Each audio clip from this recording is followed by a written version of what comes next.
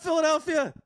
We're so close to the season. I can't believe it. Like, I woke up this morning, I was like, holy shit, we are less than 2 weeks away from regular season football, like actual football with real players that aren't Marcus Mariota debates and all the nonsense, the annoying things that happen in the preseason. So, like, I just can't wait. I am so excited for all of that. We are home this time instead of our lavish trips to the Lincoln Financial Field Pro Shop trying to get everybody Kelly Green gear. I'm wearing our Kelly Green I'd rather be watching the Birds hat. John Barchard, Tyre Hood, Taylor Kredatus, we're all hanging out. I was trying to be in the garden today. I'm disappointed I'm not. So I'm in the house, sipping my cup of coffee with plenty of Isaiah Rodgers takes and stuff like that. So I'm also ready for the season. I'm also ready for to be able for everyone to purchase that fine hat of yours on your head.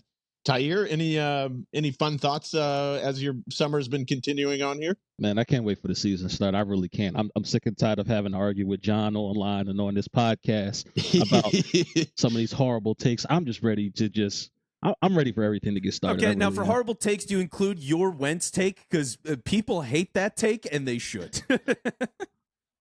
I know. I've been getting ripped relentlessly. As a matter of fact, that was the one episode my wife actually listened to, and she looked at me and was like, "Have you lost your freaking mind?" Still doesn't have a job, I want to point out. So just hanging out. So to say I'm in the doghouse with everybody, it's warranted, but I'm still sticking by my take. I'm sticking by your wife who actually listens to the show, unlike my fiance who's probably not heard the show in like 10 years. So good for you. You have a healthy relationship. Now, for us who have an unhealthy relationship, let's talk about vices, shall we? Because the Eagles signed a guy that, like, I swear to God, when they signed Isaiah Rodgers, I was like, you can do that?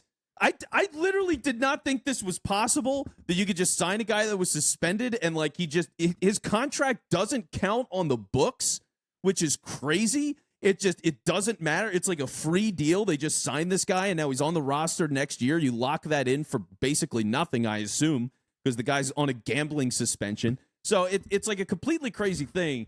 And for the player himself, I mean, look, he's getting some reps as a starter. He's done special teams work. Britton Covey sucks. I don't care that he returned a touchdown in the preseason game. It doesn't matter. So, like, where is this all going to go with him? I don't want to get too deep into it because it's 2024 and the season's around the corner. But, like, here's the thing that's so fascinating to me about all of this was I'm looking at this roster, and you see what the Eagles are doing at cornerback. It is crazy how much this organization has changed in the last, like, 2-3 years when it comes to corner.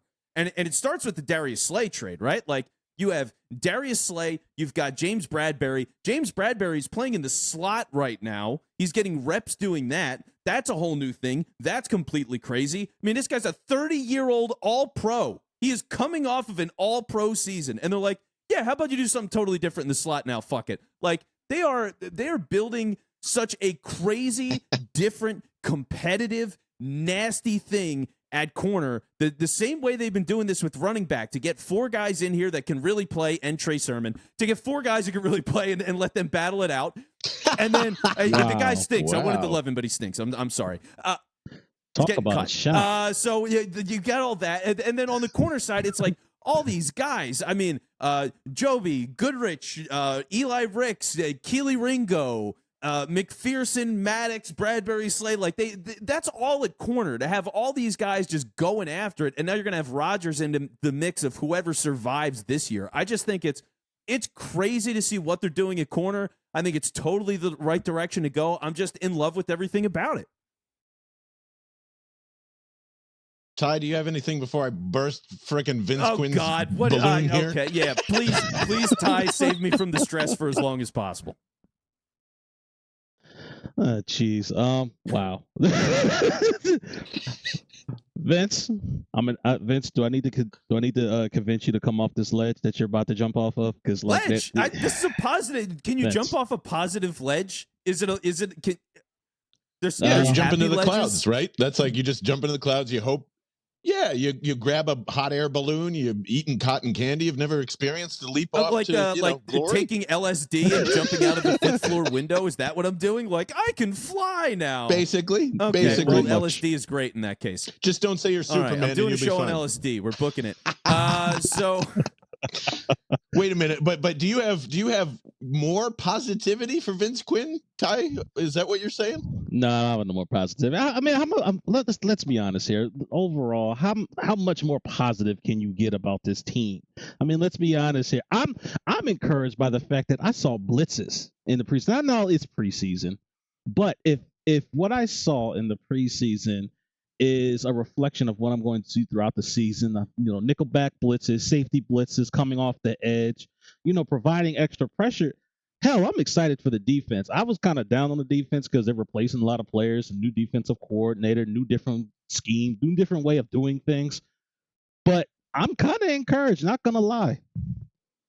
Well, Vince, I think what you're getting to is kind of more or less, I think Sean Desai and Ty was mentioning it there too, is like it seems to finally filter into that positionless DB stuff when you got a 30-year-old guy dropping down into the slot and like you probably need as many different bodies as you want. Like I'm interested to see where it goes, just like Ty is, but man, I mean, like Isaiah Rodgers should not be a part of that group.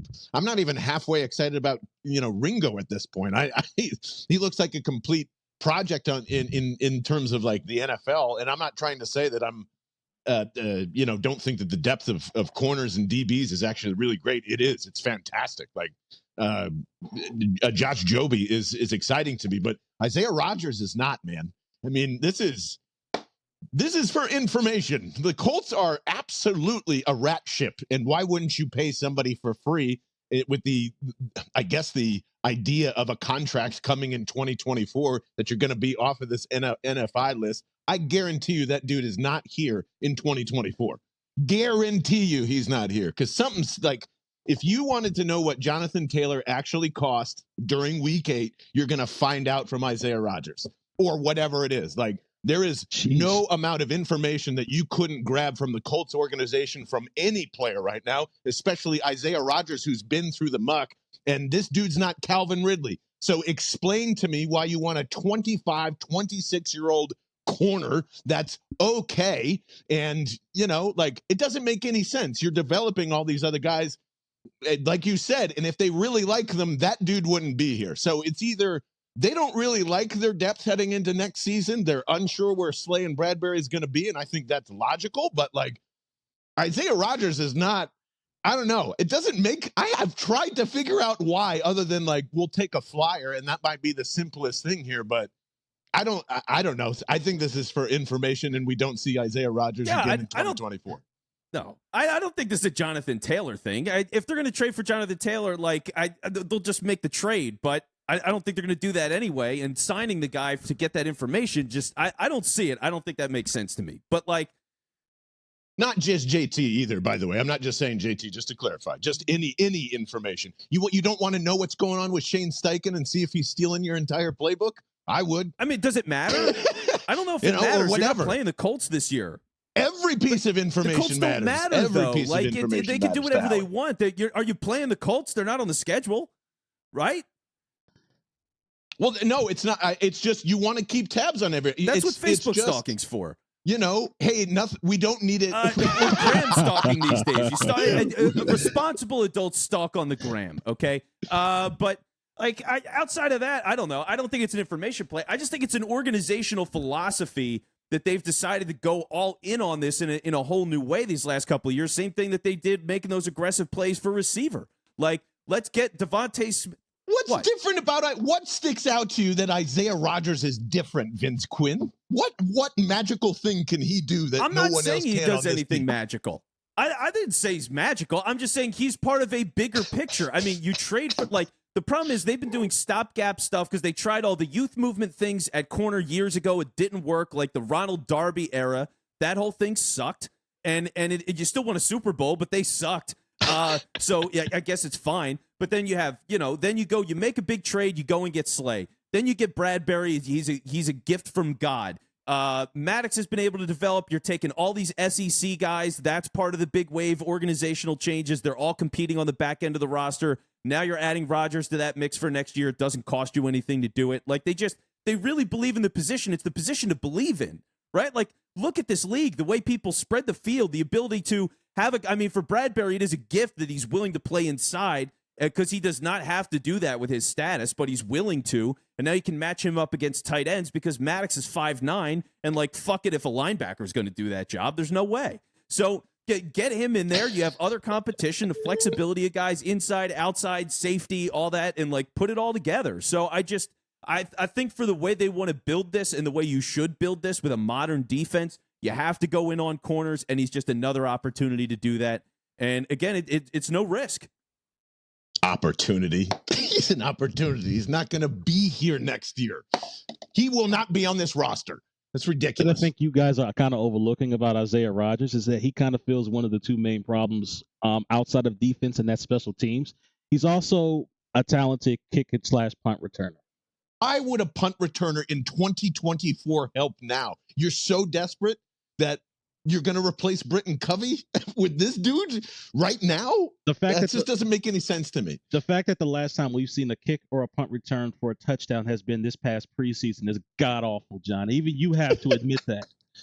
It's just of course, but he's useless this year. You can't use him. I'd rather have the track star. By the way, I think he should be replacing Covey. Allen should be doing all the kickoff returns. Probably all the punt returns too. But you get I don't know, Vince Quinn. This doesn't make any other sense to me other than Sean Desai needs a lot of different things heading into next year. And we don't even know if Sean Desai is going to be here next year either. So I don't know. I think this is a weird signing. There's something more to it, and if I'm wrong about the information, then it's something else. This isn't like a taking a flyer. I don't think it has anything to do with information. It's just it's a free guy. You might as well take him. Nobody's paying attention to it. Howie knows the rules better than anybody, and he's showing it yet again. So that's how it looks to me. But yeah, I mean, let us know in the Discord, Instagram, wherever you are, because by the way, speaking of Instagram, I'm going to wheel off screen for a second. There's my bass speaker and a bunch of other junk that I haven't cleaned up in a while on YouTube. There you go. Beautiful look. We have a Jalen Hurts jersey. It's Kelly Green. It's an extra large. You know how goddamn impossible it is to find something like that? That's why we went to the pro shop at 4 a.m. the day all this stuff came out so we could be first in line and have that jersey and give it away. We've done all the personal shopping. People have paid for that stuff and the shipping costs and whatever, but like we're giving this jersey away. So go to Instagram, follow us on Instagram. We're doing the giveaway. What is it, the 31st, 6 p.m.? 31st. That is in 2 days if you're watching this today. So 31st. The 31st. So that's it. You just have to follow us on Instagram. We're going to find somebody. We're going to pick a follower at random. We're going to give them an extra large Kelly Green Jalen Hurts jersey, which does not exist in the pro shop. Like it's crazy. So go and check that out. And also, John, we're going to L.A. Yeah, no big deal.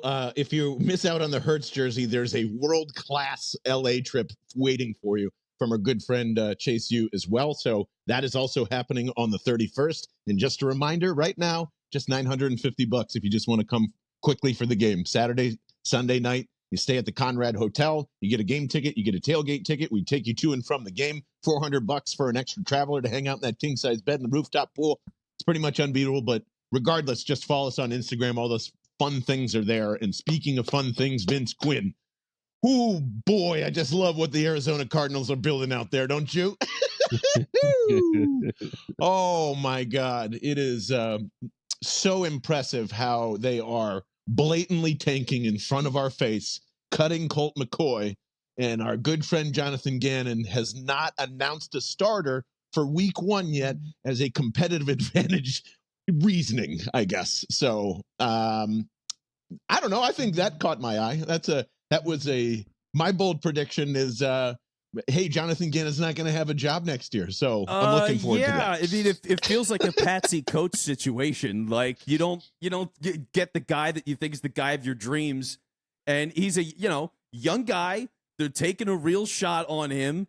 And now they're going to lose every game, like, and build this horrible culture around him. It's embarrassing. Like, Kyler Murray's on the pup. Great. Who's our backup? Colt McCoy. Okay, he's been here for years. Everybody knows him, and he's been in the league for like 15 years. Maybe we should just start that guy for a couple weeks. Nah, fuck it. Let's start the guy we just traded for 2 weeks ago. Like it's nuts. And so yeah, I mean for Gannon, it's a really bad look, honestly. Like to signal to the league, we hired this guy to lose every game because we're confident he can do it is not really a ringing endorsement.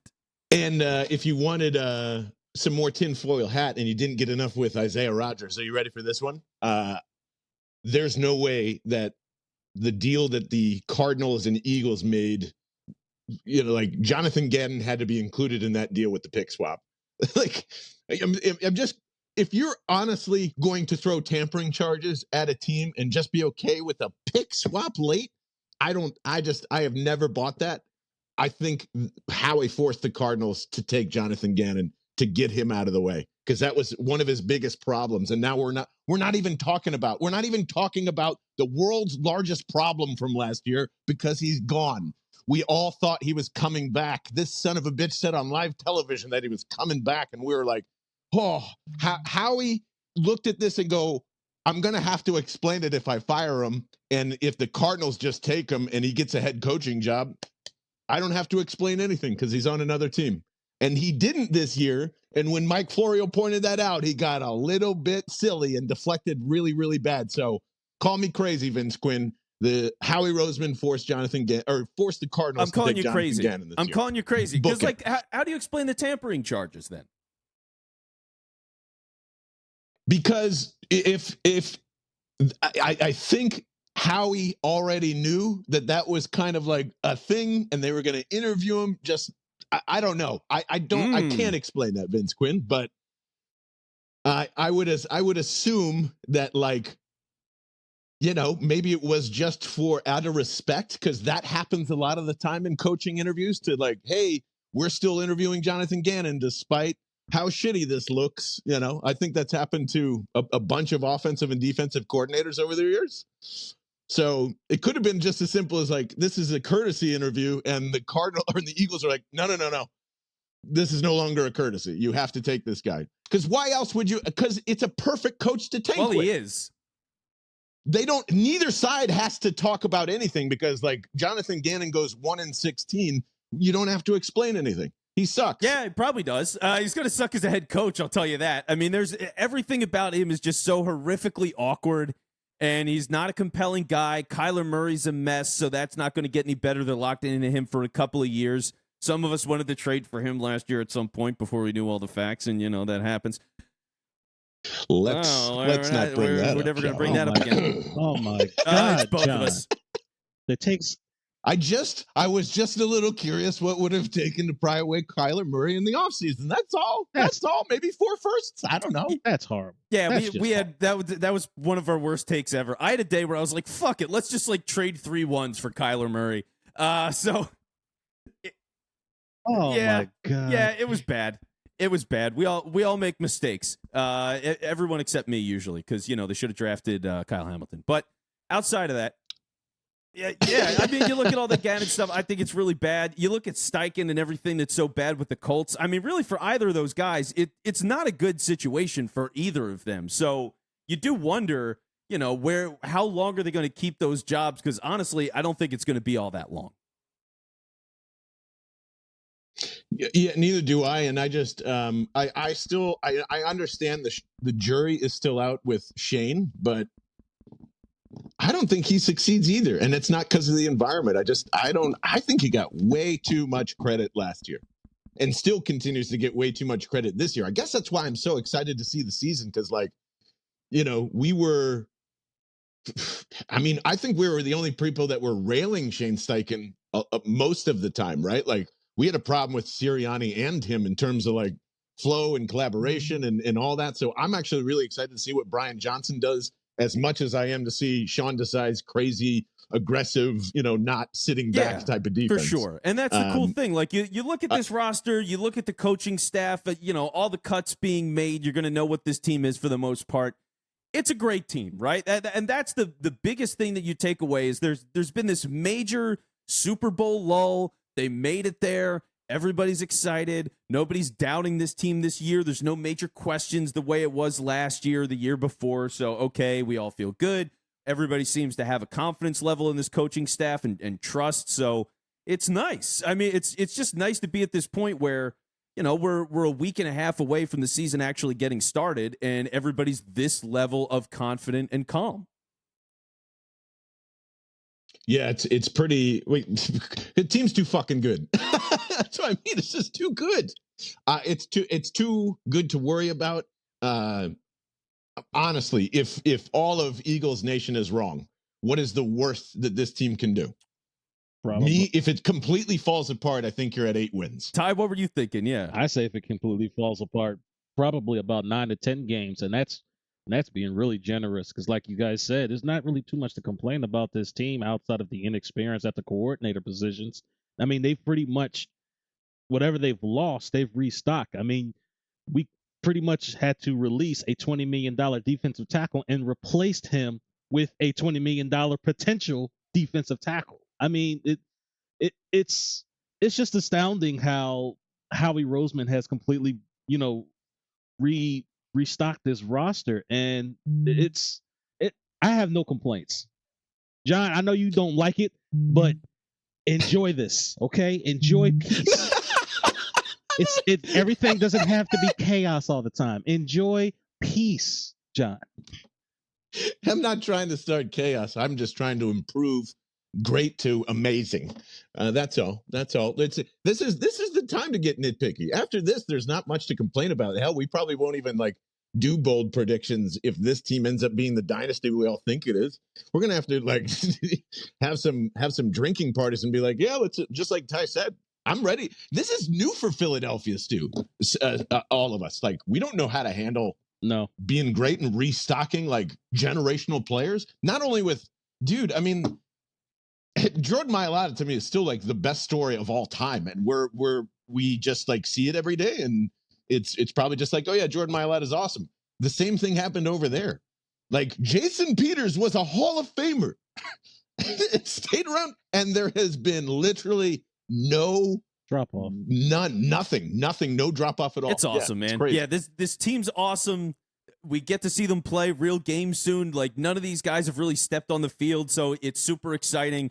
And the preseason sucks. And here's proof that the preseason sucks. Because earlier in this show, I said that Britton Covey had a return for a touchdown in the Colts game, which he did not do. Devin Allen had the return. It wasn't a touchdown, and half of the audience didn't even know that because I didn't watch the preseason game either, guys. I didn't watch it either. I was doing a fantasy draft. I was in a dynasty league. I had my someone in my family informed me, or I saw a tweet that somehow Britton Covey touchdown got into my brain. I was like, is that right? As we've been doing this, I was no, that's not right. And nobody knew, and nobody cares. And for the 5 people that did know, and Vince, you're a fucking idiot, none of that happened, you're a diehard. You're a better fan than me, and I respect you so much. So I actually thought you were more diehard than I was because I was man, I really do not remember that return for a touchdown. But if Vince remembers, I'm fucking old and can't remember shit. Yeah, so it was a 70-yard Devin Allen return is what it was. So I was oh yeah, none of that was right. And that's what happens when you don't watch preseason games. But we watch the regular games because they actually matter. I'm sorry, I'm not watching an Ian Book start. which is perfect because Britton Covey sucks. Stop defending him, and please God, stop giving me the Sam Bradford, look what he did in the last 8 games of the season, or whatever the fuck. Yards don't matter. Score touchdowns. That kid has zero ability of moving laterally. I'm done. Fucking put him on ice and get him out of here. Good God. Stop defending that mediocre piece of crap. And I'm sorry, but for the most part, all he did was pretty much just catch the ball and wave his hands for a fair catch. That's not that impressive. I'm sorry. Your main number one job, to be honest with you, outside of not fumbling that ball, is to put your offense in a better position to score. And you didn't do that. Just saying. If you cannot resemble what Devin Hester does, get off the field.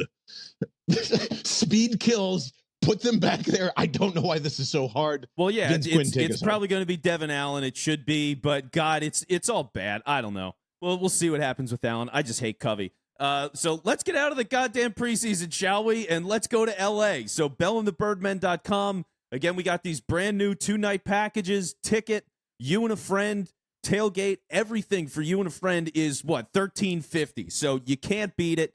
Fly yourself out there. Hang with us in L.A. It's going to be a big party. For John Barchard, who's really dancing up a storm over there on YouTube, Tyler Hood, Taylor Kredatus, I'm Vince Quinn. We'll see you, folks.